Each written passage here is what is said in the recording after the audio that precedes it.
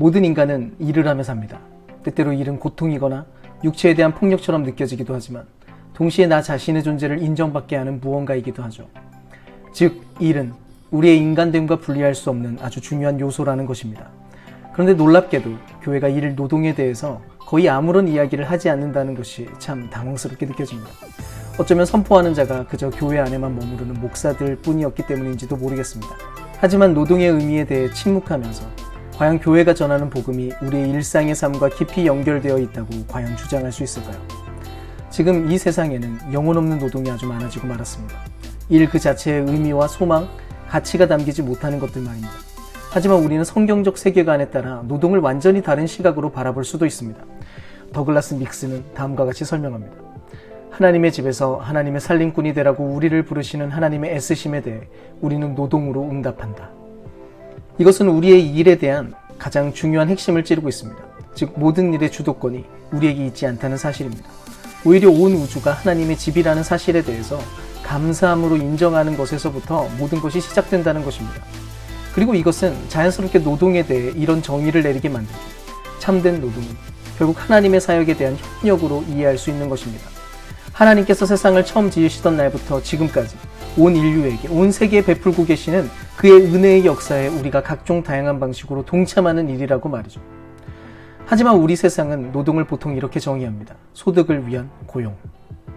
즉, 노동은 언제나 단순히 소득과 연결되어 편협하게 정의되는 것이죠. 결국 우리 삶에 정작 중요한 여러 가지 일들은 경시되는 문제가 발생하고 맙니다. 자녀 양육, 집안일, 봉사활동, 집 앞 청소 등등을 생각해보세요. 오직 소득이 창출되는 것만을 노동이라고 칭하고 나면 결국 소득과 보수가 일의 중요성 그 자체를 판가름하게 되고 맙니다. 하지만 정말 그렇습니까? 드라마 한 편당 1억을 벌어들이는 배우는 사회 안에서 중요한 가치이고, 자녀를 돌보기 위해 수년 동안 스스로를 제어하며 무료로 헌신하는 어머니의 노동은 가치가 없는 것입니까? 절대로 그럴 수가 없습니다. 하지만 세상은 그런 방식으로 노동의 가치를 측정하려 합니다. 그러니 이제 반대로 생각해 봅시다. 만약 이 사회가 공동체를 풍성하게 해주는 정도에 따라서, 즉 공공의 선을 도모하고 아름다움을 창출하는 정도에 따라서 보수를 준다고 생각해 보자는 것입니다. 만약 그렇다면 선생님, 보육교사, 농부들의 연봉은 하위 그룹에 위치할 게 아니라 상위 그룹에 포함되어야만 합니다. 동시에 최고 경영자의 연봉이 노동자 평균 연봉보다 수백 배 높은 상황은 결코 발생하지 않았을 것입니다. 또 당연히 쓰레기를 치우는 사람이 쓰레기를 생산하는 자들보다 더 많은 임금을 받는 게 맞는 일이겠죠. 근데 대체 왜 이 땅의 노동은 이런 위치에 서게 되었을까요? 이 부분에 있어서 결코 산업화를 빼고 이야기할 수가 없습니다. 산업화가 진행되는 동안 노동의 목적은 오직 생산이 되고 말았고, 또 모든 생산의 유일한 목적도 소비가 될 뿐이었습니다. 결국 노동은 그 자체로 어떤 의미와 가치로 존재하기보다는 다른 목적을 위한 수단에 불과한 것으로 전락하고 만 것입니다. 산업혁명을 이끈 애덤 스미스는 당시 분업이 노동의 양을 줄이고 인간적 요소를 없애며 모든 사회계층에 돌아갈 몫을 키워 사회 전체가 진보할 수 있는 방법이라고 믿었습니다. 그의 책 국부론에는 핀 제조 공장의 이야기가 기록되어 있습니다. 이 공장은 18개의 서로 다른 작업 공정을 거쳐 핀을 만들었습니다. 혼자 일하는 미숙련 노동자는 하루에 20개의 핀도 제대로 만들지 못하지만, 공장에서 일하는 매우 서툰 노동자 10명이 기계에 대한 상식과 두세 개의 공정에 대한 간단한 기술만 가지고도 하루에 48,000개의 핀을 생산할 수 있었습니다. 원래 분업은 우리를 개인화하는 노동 형식입니다. 세상에는 다양한 사람들이 살고 있죠. 철학자, 목사, 택시운전사, 바리스타, 교사, 목수. 물론 이들이 다른 일을 하는 것은 타고난 재능의 차이라기보다는 사실 교육, 풍습, 습관, 기회의 차이 때문인 것이 더 큽니다. 근데 어쨌든 우리가 각기 다른 일을 하는 것이 서로 하나의 사회로 엮어줍니다. 왜냐하면 각자의 직업을 가진 우리 모두는 서로를 필요로 하고 있으니까요. 그런데 산업화에서 도입한 분업의 가장 큰 문제점은 바로 소외입니다. 서로 엮일 필요도 없는 것이죠. 미로슬라브 볼프가 노동의 영성에서 이렇게 말합니다. 소외란 인간 실존의 가장 근본적인 측면으로서의 이상적 노동과 노동자들이 수행하고 경험하는 실제적 노동의 심각한 불일치이다. 간단히 말해서 노동자들은 착취를 당합니다. 반복적으로 되풀이되는 일에서 재미도, 만족도, 존재의 의미도 발견할 수 없게 되는 거죠. 결국 볼프의 말대로 노동은 인간성을 말살해버릴 수도 있고 인간의 창의성을 완전히 망가뜨릴 수도 있습니다. 애덤 스미스도 이 사실에 대해서 전혀 모르지 않았습니다. 근데 그는 이렇게 얘기했습니다. 문명화되고 발전된 사회를 위한 불가피한 희생이라는 것입니다. 그리고 현재를 살아가는 우리 대부분은 이런 일에 길들여졌고 당연히 여기고 있고 모든 것을 그저 어쩔 수 없는 현실이라고 체념하는 자리에 있는 듯합니다. 그래도 부를 주는 효율성을 포기하는 것은 어리석은 일이라고 여기니까요. 그렇다면 대체 교회는 무엇을 해나가야 될까요?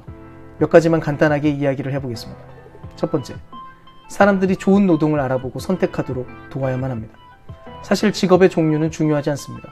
우리가 하는 것이 좋은 노동이냐 아니냐가 훨씬 중요합니다. 나쁜 노동은 무의미한 일이고 나를 멍청하게 만드는 일, 혹은 상대를 착취하는 일, 사람보다 시스템을 우선하는 일, 혹은 폐기물로 지구를 더럽히는 일 등등입니다. 반대로 좋은 노동은 상생을 경험하고 나와 공동체가 함께 유익을 누리게 되는 일들입니다. 또 적당한 규모로 하게 될 때 더 잘할 수 있는 일들이죠. 물론 이것은 현재 우리가 살아가는 물질주의 관점으로는 절대로 구별하기가 쉽지 않습니다. 하지만 교회는 이런 방향을 권고하고 제안해야 됩니다. 우리가 진정 물어봐야 될 것은 연봉이 얼마냐, 사회적 위치가 얼마나 높으냐가 아니라 바로 이 부분이라고 말입니다. 두 번째, 하나님께 드리는 예배로서의 노동의 가능성과 한계를 발견해 나가도록 해야 됩니다. 하나님은 레위기 안에서 우리의 일상적이고 사소한 일들에 관여하는 모습들로 나타납니다. 결국 사람들이 늘 하는 요리와 청소 같은 일을 하나님의 사랑이라는 관점으로 해석해야 할 필요성이 두드러지는 대목이기도 합니다. 하나님은 우리를 돌보시기에 일상 속에서도 늘 함께하고자 하십니다. 우리는 매일 행하는 판에 박힌 지루한 일을 통해서도 하나님을 만나고 하나님의 영광을 드러낼 수 있습니다. 바로 그 지점에서 세속적인 일과 성스러운 일을 나누던 우리의 어리석은 이분법적 사고에 균열이 생기기 시작하게 될 겁니다. 세 번째, 노동의 정의를 실현하는 것입니다. 우리 사회가 속히 해결해야 될 노동의 문제는 생각보다 아주 많습니다. 전 세계 미성년 노동자는 약 2억 1,500만 명에 이릅니다. 그중 절반의 아이들은 생계를 이어나가기 위해 온종일 일을 하고 대략 1억 2,600만 명의 아이들은 열악한 환경에서 착취를 당하고 있다고 합니다.